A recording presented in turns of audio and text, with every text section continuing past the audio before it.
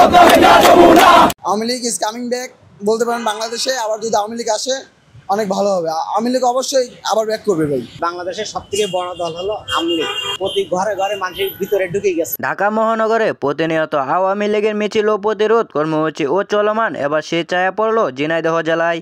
স্থানীয় আওয়ামী লীগ ও সহযোগী সংগঠনের নেতাকর্মীরা বিশাল ব্যানার হাতে লাঠিসোঁটা নিয়ে শহরের বিশাল মিছিল বের করেন। মিছিলটি শহরের প্রধান প্রধান সড়ক প্রদক্ষিণ করে। সেখানে বঙ্গবন্ধুর নাম নিয়ে নেতাকর্মীরা স্লোগান দেন, অনেক নির্যাতন হয়েছে আর নয়, এবার শক্ত হাতে প্রতিরোধ করবে। পাশাপাশি স্লোগান ওঠে, হই হই রই রই, জামাত বিএনপি গেলে কই। স্থানীয় নেতারা জানান, দীর্ঘদিন ধরে জামায়াত শিবির এলাকায় নাশকতা চড়ানোর চেষ্টা করেছে।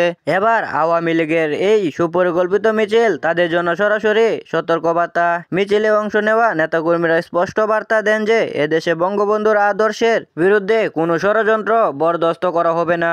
এমন বিশাল ও সুশৃঙ্খল মিছিল থেকে এলাকায় আতঙ্ক ছড়িয়ে পড়ে জামাত শিবির কর্মীদের মধ্যে।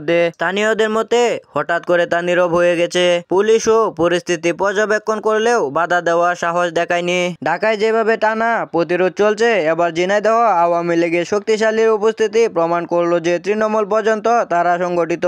এতে জামায়াত বিএনপির জন্য সামনে রাজপথ দখল করা আরো কঠিন হয়ে যাবে।